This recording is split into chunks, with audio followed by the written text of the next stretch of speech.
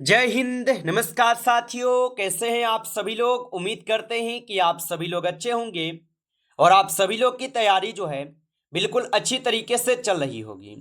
जैसे कि साथियों आप सभी लोग को पता होगा कि एसएससी जीडी का एग्जाम अभी चल ही रहे हैं और पिछले जितने भी शिफ्टों में साथियों आपके एसएससी जीडी का जो एग्जाम हुआ है और उन शिफ्टों में साथियों जिस पैटर्न से क्वेश्चन पूछे जा रहे हैं, आज की इस क्लास में आपको बिल्कुल उसी पैटर्न से क्वेश्चन को कराएंगे। और जिन भी साथियों का पेपर अभी 26, 27, 28, 29 या 30 मई को होने वाले हैं और जिनका पेपर अभी होने वाले हैं, उन साथियों के लिए क्लास जो है साथियों रामबाण क्लास साबित होंगे। तो आप इस क्लास को बिल्कुल अच्छी तरीके से लास्ट तक देखिएगा और इस क्लास में दिए जाने वाले इन सभी क्वेश्चनों को आप अच्छी तरीके से जो है जरूर याद कर लीजिएगा, जिससे कि आप जो है अपने एग्जाम में सभी क्वेश्चन को आसानी तरीके से बना पाएंगे। तो चलिए क्लास को स्टार्ट करते हैं और देखिएगा क्वेश्चन क्या पूछा गया है। क्वेश्चन यहाँ पे पूछा गया है कि मणिपुरी नृत्य शैली मुख्यतः किस विषय पर जो है ना आधारित है। चलिए बताइए। ये सभी क्वेश्चन जो है काफी इंपॉर्टेंट और चुनिंदे क्वेश्चन है जो आपके एग्जाम में 100% आपको ये सभी क्वेश्चन पूछे जाएंगे। और बताइएगा आप यहाँ पे कि मणिपुरी नृत्य शैली मुख्यतः किस विषय पर आधारित है। तो ये आधारित हो जाएंगे कृष्ण गोपिया पे। ऑप्शन यहाँ पे सी सही जवाब है, कृष्ण गोपिया पे हो जाएंगे। चलिए अगला प्रश्न देखिएगा। प्रश्न यहाँ पे दिए गए हैं और प्रश्न क्या पूछा गया है यहाँ पे कि कर्णम मल्लेश्वरी किस ओलंपिक खेलों में ओलंपिक पदक जीतने वाली भारत की पहली महिला जो है बनी है। साथियों हम उन टॉपिकों के क्वेश्चन को लिए हैं जिस टॉपिक से क्वेश्चन आपके एसएससी जीडी में पूछे जा रहे हैं। तो आप अच्छे से इन सभी क्वेश्चन को याद करते चलिए। और यहाँ पे इस क्वेश्चन का सही जवाब यदि आप ऑप्शन ए लगाए हैं तो सही जवाब है सिडनी 2000 ओलंपिक खेल। ऑप्शन ए यहाँ पे बिल्कुल सही होगा।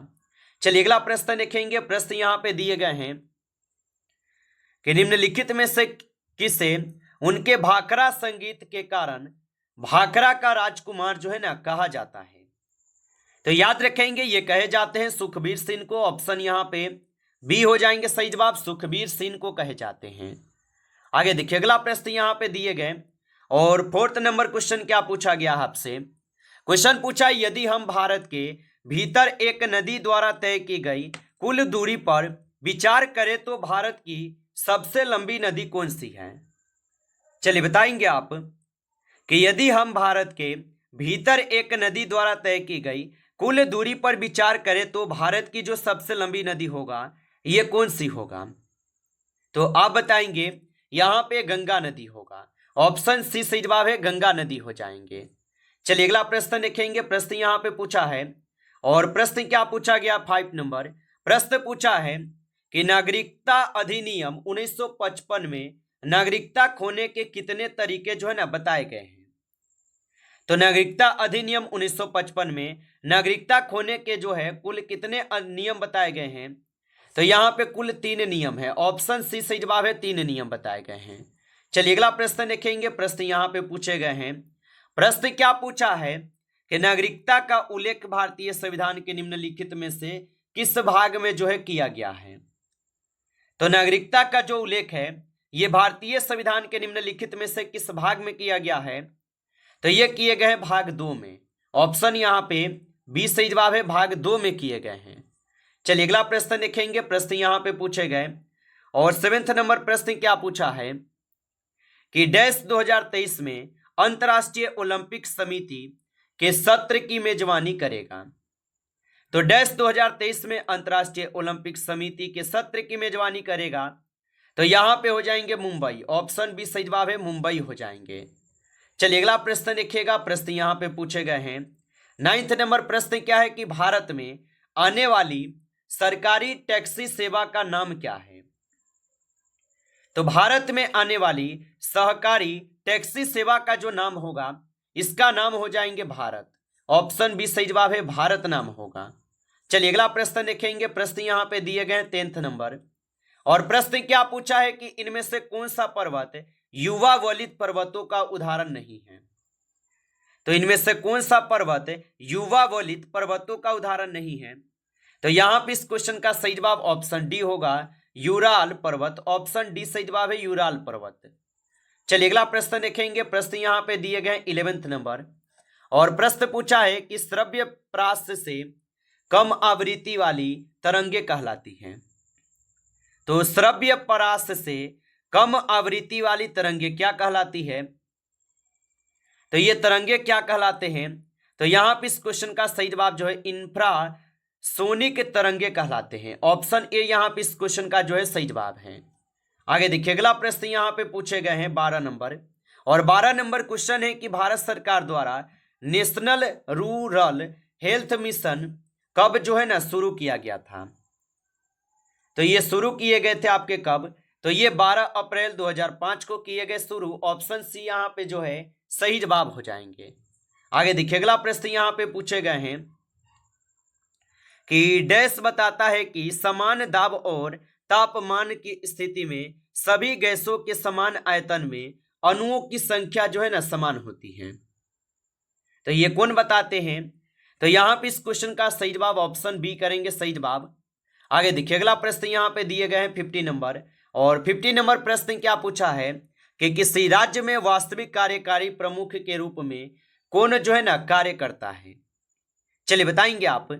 तो किसी राज्य में वास्तविक कार्यकारी प्रमुख के रूप में कौन कार्य करता है? तो यहां पे हो जाएंगे मुख्यमंत्री। ऑप्शन बी करेंगे सही जवाब, मुख्यमंत्री होगा। चलिए अगला प्रश्न देखेंगे। प्रश्न पूछा है कि प्रधानमंत्री नरेंद्र मोदी द्वारा रखी गई प्रधानमंत्री मत्स्य संपदा योजना के तहत किस राज्य को अपना पहला एकीकृत एक्वा पार्क मिलने वाला है? तो ये मिलने वाले हैं किसे? तो आप बताएंगे ये मिलने वाले हैं नागालैंड को। ऑप्शन यहाँ पे बी सही जवाब है, नागालैंड को मिलने वाले हैं। चलिए अगला प्रश्न देखेंगे। प्रश्न यहाँ पे दिए गए 70 नंबर कि शेर शाह ने अपने साम्राज्य को सिक्कों में विभाजित किया जो मुगलों के अधीन किस प्रशासनिक प्रभाव के बराबर था? तो ये हो जाएंगे आप सभी लोग के सरकार के बराबर। ऑप्शन डी सही जवाब है, सरकार के बराबर। चलिए अगला प्रश्न देखेंगे। प्रश्न यहाँ पे दिए गए 80 नंबर, और प्रश्न क्या पूछा है कि डैश को मिस यूनिवर्स इंडिया 2025 का ताज जो है पहनाया गया है। चलिए बताइए। तो डैश को मिस यूनिवर्स इंडिया 2025 का ताज पहनाया गया है। तो ये ताज पहनाए गए हैं आपके मनिका विश्वकर्मा को। ऑप्शन ए करेंगे सही जवाब। चलिए अगला प्रश्न देखेंगे। प्रश्न यहाँ पे 90 नंबर है, और 90 नंबर प्रश्न क्या पूछा है कि आंदोलन और बहिष्कार के अलावा ब्रिटिश नीतियों का विरोध करने के लिए चरमपंथियों का तरीका क्या था? तो आंदोलन और बहिष्कार के अलावा ब्रिटिश नीतियों का विरोध करने के लिए चरमपंथियों का तरीका क्या था?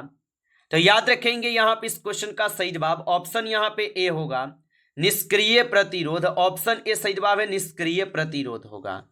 आगे देखिए अगला प्रश्न यहाँ पे दिए गए हैं, और प्रश्न क्या पूछा है यहाँ पे 20 नंबर प्रश्न है कि पशु कोशिकाओं में लाइसोसोम का कार्य क्या है?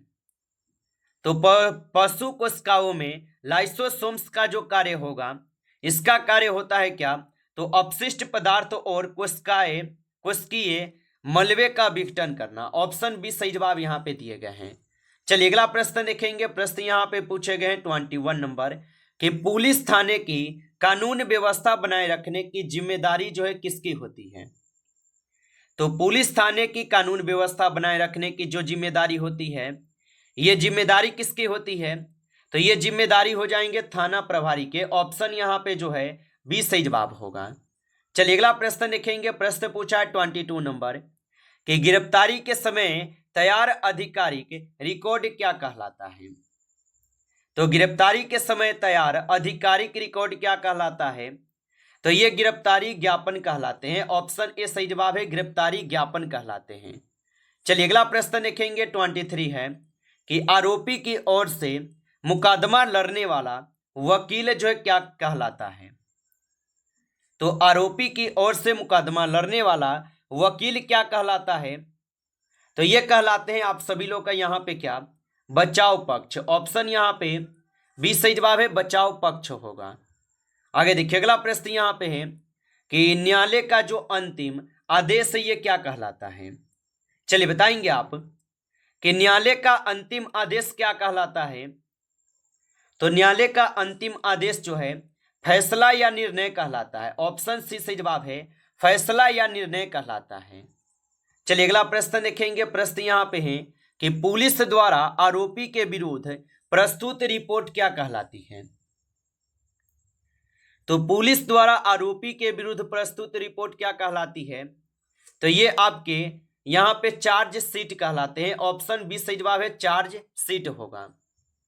चलिए अगला प्रश्न यहाँ पे है कि जिस अपराध में पुलिस बिना वारंट गिरफ्तारी नहीं कर सकती वह क्या कहलाता है? तो जिस अपराध में पुलिस बिना वारंट गिरफ्तारी नहीं कर सकती वह क्या कहलाता है? तो ये कहलाते हैं गैर संज्ञेय अपराध। ऑप्शन यहाँ पे बी सही जवाब है, गैर संज्ञेय अपराध। चलिए अगला प्रश्न यहाँ पे है कि न्यायिक कार्य करने वाला अधिकारी क्या कहलाता है? तो न्यायिक कार्य करने वाला अधिकारी जो है ये कहलाते हैं मजिस्ट्रेट। ऑप्शन यहाँ पे बी सही जवाब है, मजिस्ट्रेट कहलाते हैं। अगला प्रश्न देखेंगे। प्रश्न यहाँ पे दिए गए कि शुद्ध वर्तनी का चयन कीजिए। बिल्कुल साथियों, हम उन टॉपिकों को क्वेश्चन को लिए हैं जिस टॉपिक से क्वेश्चन पूछे जा रहे हैं, और शुद्ध वर्तनी का आपको चयन करना है कौन सा हो जाएगा। तो यहाँ पे इस क्वेश्चन का सही जवाब कौन है? तो ऑप्शन बी यहाँ पे बिल्कुल सही जवाब हो जाएगा। आगे देखिए अगला प्रश्न यहाँ पे दिए गए हैं कि शुद्ध वर्तनी का चयन करें। शुद्ध वर्तनी के चयन करने से कम आपके 3 से 4 क्वेश्चन पूछे जा रहे हैं, इसलिए इस टॉपिक को हम जरूर लिए हैं। तो यहाँ पे अगर शुद्ध देखेंगे तो आपके अधर्म, अधर्म क्या है? तो ऑप्शन सी में बिल्कुल सही जवाब में लिखे गए हैं। चलिए अगला प्रश्न देखेंगे। प्रश्न यहाँ पे 30 नंबर है और प्रश्न पूछा है कि शुद्ध वर्तनी का चयन कीजिए। चलिए बताइए कि शुद्ध यहाँ पे कौन हो जाएंगे? तो यहाँ पे सही जवाब ऑप्शन बी है, अनुक्रम। ऑप्शन बी सही जवाब है। आगे देखिए अगला प्रश्न यहाँ पे दिए गए कि शुद्ध वर्तनी का चयन करें। चलिए बताइए यहाँ पे शुद्ध कौन सा हो जाएगा? दीर्घायु। ऑप्शन यहाँ पे ए बिल्कुल सही है। ऑप्शन ए लगा रहे हैं तो सही जवाब है आपका दीर्घायु। ऑप्शन ए सही है। आगे देखिए अगला प्रश्न यहाँ पे है और यहाँ पे भी आपको शुद्ध शब्द बताना है कौन सा है। तो यहाँ पे अगर आप शब्द देखेंगे तो श्रृंगार। ऑप्शन बी यहाँ पे बिल्कुल सही हो जाएंगे। आगे देखिए अगला प्रश्न यहाँ पे दिए गए कि शुद्ध वर्तनी का चयन करें। चलिए बताइए, जो इंपॉर्टेंट टॉपिक है उस टॉपिक को जरूर लिए हैं ताकि आप अपने एग्जाम को करेक्ट कर पाएं। और शुद्ध वर्तनी का चयन करना है तो यहाँ पे अगर देखेंगे तो सही जवाब ऑप्शन ए हो जाएगा। चलिए अगला प्रश्न देखेंगे। प्रश्न यहाँ पे है कि शुद्ध वर्तनी का चयन करें। कौवित्री, कौवित्री कौन सा यहाँ पे सही लिखे गए हैं? तो यहाँ पे लिखे गए हैं ऑप्शन सी में। ऑप्शन सी सही जवाब है। अगला प्रश्न देखेंगे। प्रश्न यहाँ पे है कि यहाँ पे भी शुद्ध बताना है कौन सा शब्द है। तो यहाँ पे अगर शुद्ध शब्द अगर आप देखेंगे तो यहाँ पे ऑप्शन बी में सही जवाब लिखेगा, नक्षत्र। ऑप्शन यहाँ पे बी जो है आपका सही जवाब होगा। नमस्कार साथियों, इस क्लास में आपके टॉप 35 क्वेश्चन थे जो काफ़ी इंपॉर्टेंट और चुनिंदे क्वेश्चन थे। साथियों, यदि आपको क्लास अच्छा लगा हो तो आप इस क्लास को लाइक करेंगे। नए जुड़े हैं आप इस चैनल पे तो चैनल को भी सब्सक्राइब करके ऑल नोटिफिकेशन को ऑल पे दबा के जुड़ जाइए, जिससे कि जब भी कोई नई क्लास हो सबसे पहले क्लास का नोटिफिकेशन आपके पास जो है पहुंच सके। तो आप इस चैनल को सब्सक्राइब कर लीजिएगा। चलिए फिर मिलते हैं आपसे एक नेक्स्ट टॉपिक के साथ नेक्स्ट क्लास में। तब तक के लिए जय हिंद, जय भारत।